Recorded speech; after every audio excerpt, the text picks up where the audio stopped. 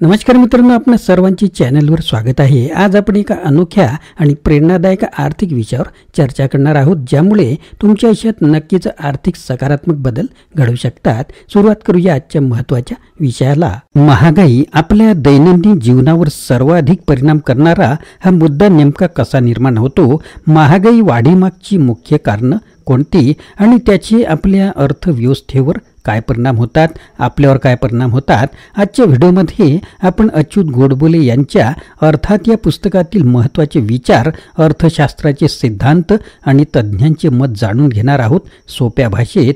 विशेषतः महागाईचा गाभा समजून घेण्यासाठी डिमांड पूल, कॉस्ट पुश आणि क्वांटिटी थेअरी या संकल्पना सविस्तरपणे उलगडणार आहोत. महागाईचा दर, बेकारी, इन्फ्लेशनरी गॅप आणि स्टॅगफ्लेशन यासारख्या गुंतागुंतीच्या संज्ञांचा सखोल अभ्यास करून आपण RBI, फेडरल रिझर्व्ह आणि ओपन मार्केट ऑपरेशन्स कसे कार्य करतात हे देखील जाणून घेऊ.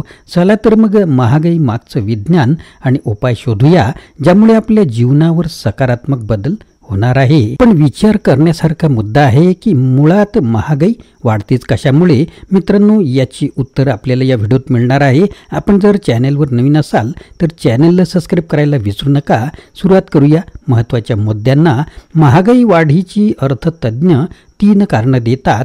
एक म्हणजे मागणी ताणजन्य, म्हणजेच डिमांड पुल. या थिअरीप्रमाणे वस्तूंचा पुरवठा तेवढाच असून मागणी म्हणजेच डिमांड वाढली तर किमती वाढतात.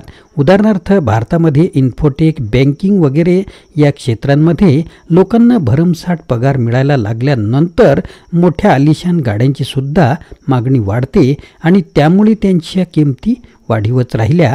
अर्थात मागणी आणि पुरवठा हे तितक्याच प्रमाणात वाढले तर मात्र महागाई वाढत नाही. जर अर्थव्यवस्थेतल्या सगळ्यांना नोकऱ्या असतील, फुल एम्प्लॉयमेंट आउटपुट असेल आणि अशा वेळेला जर मागणी वाढली तर उत्पादन वाढवायला माणसं आणणार कुठून आणि त्यामुळे पुरवठा वाढवणार कुठून. यामुळे इन्फ्लेशनरी गॅप तयार होऊन महागाई वाढते. यालाच डिमांड पूल इन्फ्लेशन असं म्हणतात. पण जर मागणी वाढली आणि त्यावेळी बेकारी असल्यामुळे कामासाठी माणसं मिळत असतील आणि ती मागणी पूर्ण करण्यासाठी गुंतवणूकही वाढून वस्तूंचा पुरवठा सुद्धा तेवढ्याच प्रमाणात वाढला तर मात्र मागणी वाढून सुद्धा किमती किंवा महागाई वाढत नाही. महागाईचं दुसरं महत्त्वाचं कारण म्हणजे वाढता उत्पादन खर्च. यालाच खर्च दाबजन्य म्हणजेच कॉस्ट पुश असं म्हणतात. कुठल्याही गोष्टीच्या किमतीमध्ये कच्च्या मालाच्या किमती, कर्मचाऱ्यांचे पगार, वाहतुकीचा खर्च असे उत्पादन खर्च आणि कारखानदारांचा नफा असे अनेक वेगवेगळे भाग असतात. खरं म्हणजे यातला कुठलाही भाग जरी वाढला तरी वस्तूंची किंमत वाढू शकते. उदाहरणार्थ, तेल महागल्यावर वाहतुकीच्या किमतीत वाढ होते आणि त्यामुळे सगळ्याच वस्तूंच्या किमतीसुद्धा वाढतात. त्याचप्रमाणे कित्येक वेळेला कच्च्या मालाच्या किमती आणि कारखानदारांचा नफा हे जरी वाढले तरी किंमत वाढू शकते. पण एवढं जरी असलं तरी बऱ्याच वेळेला वाढत्या किमतीचं खापर हे कामगारांच्या वाढत्या पगारावर फोडलं जातं. Professor A.W. फिलिप्स यानं इंग्लंडमधली बेकारी आणि कर्मचाऱ्यांचे पगार यांच्यातला संबंध दाखवणारा एक आलेखच तयार केला. त्यालाच फिलिप्स वक्र किंवा फिलिप्स कर्व असं म्हणतात.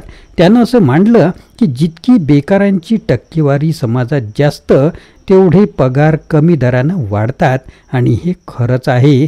बेकारी जर जास्त असेल तर अनेक लोक एक नोकरीसाठीही धडपडतील आणि कमी पगारावर काम करायला सुद्धा तयार होतील आणि कर्मचाऱ्यांचे पगार कमी झाले की उत्पादन खर्च कमी होऊन किमती घटतील. यामुळे कित्येक अर्थतज्ञ किमती खाली आणायच्या असतील तर बेकारी जास्त पाहिजे असं म्हणायला लागले. पॉल सॅम्युएल्सन आणि रॉबर्ट सोलो यांनी फिलिप्स कर्व्हचं रूपांतर बेकारी विरुद्ध महागाई अशा आलेखात केलं.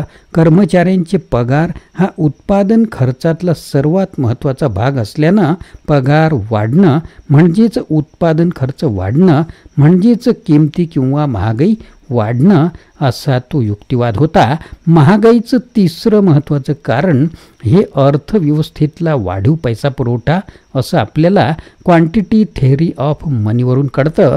हा पैसा पुरवठा कमी करण्याकरता CRR आणि व्याजदर वाढवणं आणि खुल्या बाजारातले व्यवहार म्हणजेच ओपन मार्केट ऑपरेशन्स, उदाहरणार्थ सरकारी बॉन्डची विक्री, या गोष्टी मध्यवर्ती बँक, अमेरिकन फेड आणि भारतातलं RBI वापरते. महागाईला पैसा पुरवठाच म्हणजे बहुतांशी कारणीभूत आहे असं मिल्टन फ्रीडमन सारख्या मॉनिटरिस्टांना वाटतं.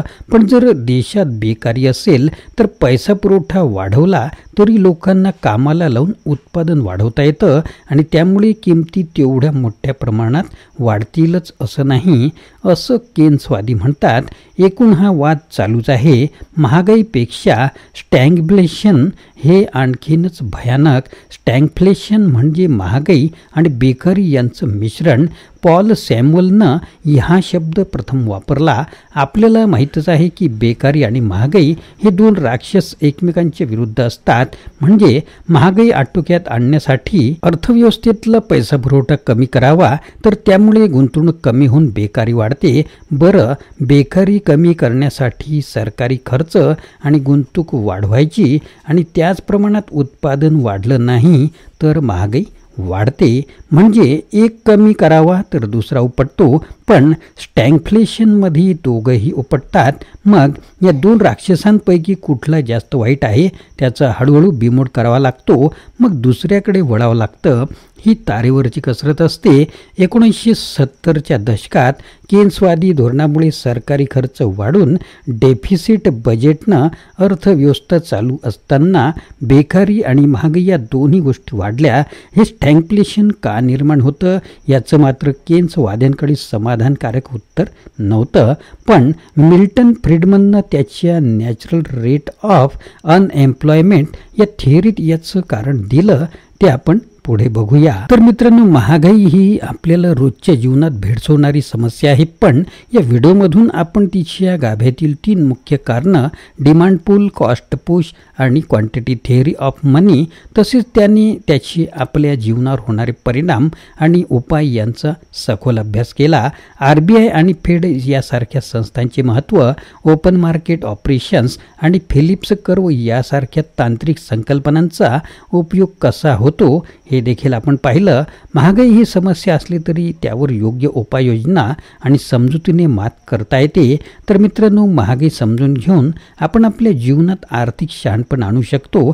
तुम्हाला हा व्हिडिओ कसा वाटला ते आम्हाला नक्कीच कळवा आणि अर्थशास्त्राशी संबंधित आणखी विषय जाणून घेण्यासाठी आमचे चॅनलला सबस्क्राईब करायला विसरू नका. पुढच्या व्हिडिओत आपण अशाच एखाद्या महत्त्वाच्या विषयावर चर्चा करू. तोपर्यंत आपण जोडून राहा. मित्रांनो, आशा आहे की तुम्हाला हा व्हिडिओ आवडला असेल. कृपया लाईक करा, शेअर करा आणि तुमच्या मित्रांसोबतही हा व्हिडिओ शेअर करा. चॅनलला सबस्क्राईब करा आणि आमच्यासोबत या शिक्षणाच्या प्रवासात सामील व्हा. पुन्हा भेटूया अशाच प्रकारच्या आगळ्या वेगळ्या व्हिडिओमध्ये. धन्यवाद.